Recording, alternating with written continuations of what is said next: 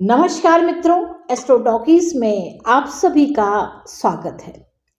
आज जिस विषय को लेकर के चल रहे हैं, इसमें हम एक उपाय को देखेंगे कि पूर्व जन्म के कुछ पाप कर्मों के कारण जो हमें इस जन्म में पाप का जो फल भोग करना पड़ता है, कहीं बीमारी के रूप में, कहीं संतान के रूप में, कभी परिवार के रूप में, कभी बीमार पत्नी के रूप में, या स्वयं के ऊपर कोई प्रॉब्लम्स आती हैं जो दैहिक भी हो सकती हैं, बीमारी के रूप में हो सकती हैं, आपकी आर्थिक मंदी को दिखा सकती हैं, आप धन के कारण दुखी रह सकते हैं, आप कलह के कारण भी दुखी रह सकते हैं। तो जो आज की जो कहानी है वह कन्या राशि वाले जातकों के लिए है, जिनका कोई भी ग्रह अगर उत्तरा फाल्गुनी नक्षत्र के तीसरे चरण से जाता है तो यह जो एपिसोड है वह उनके लिए है। जिनका कोई भी ग्रह अगर उत्तरा फाल्गुनी नक्षत्र के तृतीय चरण से है, साथ में या उनका सूर्य जो है वह उत्तरा फाल्गुनी नक्षत्र के तृतीय चरण में है, या चंद्रमा उत्तरा फाल्गुनी नक्षत्र के तृतीय चरण से संबंध रखता है, या उनकी लग्न ही कन्या राशि होकर के उत्तरा फाल्गुनी नक्षत्र के तृतीय चरण में है, तो यह जो इस एपिसोड में जो रेमेडीज बताई जाएंगी उसमें आपको कारण भी बताया जाएगा कि आपको ऐसा दुख क्यों प्राप्त हो रहा है और इस दुख का समाधान क्या है, आप कैसे उससे मुक्ति पा सकते हैं, उन कष्टों से किस प्रकार से मुक्ति पा सकते हैं। तो देखिए, जीवन में क्या होता है कि या तो आपकी धन से आप प्रॉब्लम होते हैं, आप शरीर से प्रॉब्लम में आते हैं, आप पत्नी या पति के कारण दुखी होते हैं, या संतान के कारण दुखी होते हैं।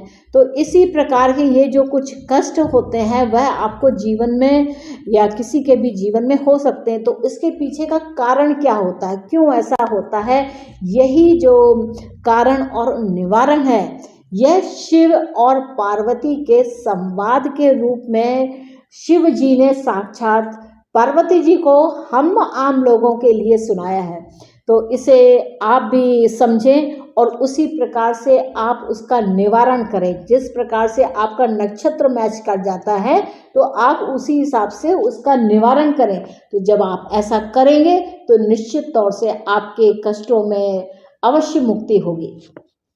तो शिव जी ने यहाँ पर कहा है कि गहनपुर में एक तेली रहता था और वह बहुत बड़ा धनवान था, करोड़पति था, अरबपति था, और उसके 2 पत्नियां थी। तो उसने क्या किया कि उसने अपनी जो बड़ी पत्नी थी, जो मतलब पहले आई थी, उस पत्नी को विष दे करके मार दिया, और जो दूसरी पत्नी थी उसके साथ वह आराम से रहने लगा और सब धन का उपयोग करने लगा। अब देखिए, पाप का गट्ठर क्या बना। पाप का गट्ठर ये बना कि उसने अपनी पहली पत्नी को विष दे करके मार दिया। इस जन्म में तो उसे कुछ भी पता नहीं चला, वो आराम से पत्नी के साथ रहता रहा और एंजॉय करता रहा। साथ में जो उसकी जो दूसरी पत्नी थी वह काफ़ी धर्म का काम करती थी, पुण्य का काम करती थी और एक अच्छे व्यक्तित्व की थी। हालांकि लेकिन उस तेली का पाप क्या था कि उसने अपनी पत्नी को मार दिया। अब इसको सजा मिलती है। तो क्या होता है कि जब उसकी मृत्यु हुई तो यमराज ने सारा कुछ उसका पाप पुण्य का जब लेखा जोखा किया तो उसमें पाया कि इसने तो अपनी पत्नी को जो है विष दे करके मार दिया था।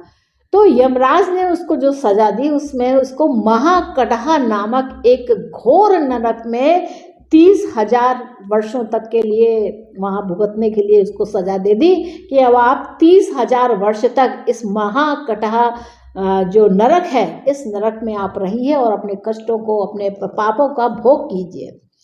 अब यहाँ पर इस नरक में जाने में वह बहुत ही दुखी हुआ, उसे बहुत ही कष्ट हुआ। अब क्या हुआ कि किसी तरीके से उसने 30,000 वर्ष काटे और इन जब नरकों को भोग करके उससे मुक्ति हुई तो यमराज ने उनको सर्प की योनि में डाल दिया। सर्प की योनि पूर्ण हुई तो गधे की योनि में डाल दिया, और गधे की योनि जब पूर्ण हो गई तो मुर्गे की योनि में डाल दिया। मुर्गा क्या लोग काट के खा जाते हैं। आपने किसी को विष दिया था इस कारण से आपको इस प्रकार की योनियां प्राप्त हुई। लेकिन जब वह पूर्व जन्म में यानी कि तेली वाला जो उसका जन्म था, उस जन्म में वह जब मृत्यु हुई थी, उस समय गंगा के किनारे उसकी मृत्यु हुई। तो उससे क्या हुआ कि उसके पाप में उसको थोड़ा सा इस बात का पुण्य मिला कि उसने कम से कम जो उसकी मृत्यु थी वह गंगा के किनारे रही। अब अगला इसके बाद उसको फिर मनुष्य का जन्म मिला। अब मनुष्य का जन्म मिलने पर तो वह काफ़ी धनी भी हुआ और अपनी स्त्री के साथ भी रहता था और उसने विवाह वगैरह करके वह शांतिपूर्वक रह रहा था। लेकिन उसको बाद में पता हुआ कि उसके पुत्र नहीं हुए। अब पुत्र नहीं हुए और जो उसकी पत्नी थी, जो इस जन्म की यानी कि जब दोबारा जन्म हुआ उस जन्म की जो पत्नी थी, वह रोग से परिपूर्ण थी यानी कि रोगिणी थी।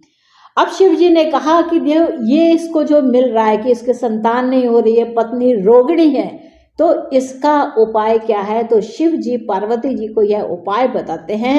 वह कहते हैं कि अपने घर की आय का 8वां भाग पुण्य कर्मों में खर्च करें, उसमें व्यय करें और गायत्री मूल मंत्र का 1,00,000 जप करें, दशांश से तर्पण करें और मार्जन करवावें।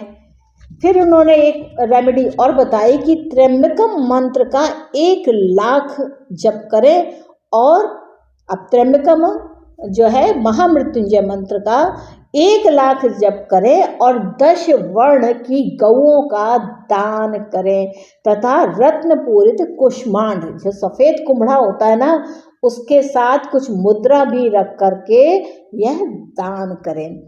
और काशी में जाकर काशी में ग्रहण के समय स्त्री पुरुष दोनों प्रचुर मात्रा में यानी कि जिस समय पर ग्रहण पड़ता है उस समय दोनों स्त्री पुरुष दोनों काशी में जाकर के दान पुण्य करें और कार्तिक मास, माघ मास और वैशाख मास में गंगा में स्नान करें। ऐसा करने से जो पाप है उनका वह कुछ कम हो जाता है। ऐसा और इसके बाद तिल का दान करें, धेनु का यानी कि गाय का दान करें। ऐसा करने से शीघ्र ही पाप यह छूट जाते हैं और निश्चित ही जो पत्नी है वह रोग से मुक्त होती है और पुत्रवती भी होती है। तो यह जो भगवान ने जो ये रेमेडी बताई है, ये हम आम लोगों के लिए बताई है और ये किसी की बनाई हुई नहीं है कि किसी ने कुछ भी बना दिया। शिव और पार्वती के संवाद के रूप में कर्म विपाक संहिता में जो लिखा हुआ है उससे उद्धृत है। तो ये जो रेमेडीज है इनकी काफ़ी सत्यता है और मैंने बहुत से अपने क्लाइंट्स को इस प्रकार की रेमेडीज को बताया, उनसे कहा, तो उन्होंने भी यह फीडबैक दिया कि ऐसा करने से वाकई में उनको जो सुख है, जो शांति है, जो संतान है, उसका निश्चित तौर से लाभ हुआ है। तो मित्रों, आशा है आपको मेरा यह एपिसोड अच्छा लगा होगा। आपने मेरे इस एपिसोड को अगर एंजॉय किया है तो कृपया चैनल को लाइक कीजिए, इसको शेयर करिए और सब्सक्राइब करना बिल्कुल मत भूलिएगा, क्योंकि जो हमारा नेक्स्ट एपिसोड होगा वह उत्तरा फाल्गुनी नक्षत्र के 4थे चरण को लेकर के होगा। तो मित्रों, मिलते हैं नेक्स्ट एपिसोड में इसी विषय के साथ। तब तक के लिए रेमेडीज कीजिए और कर्जों से मुक्ति पाएं।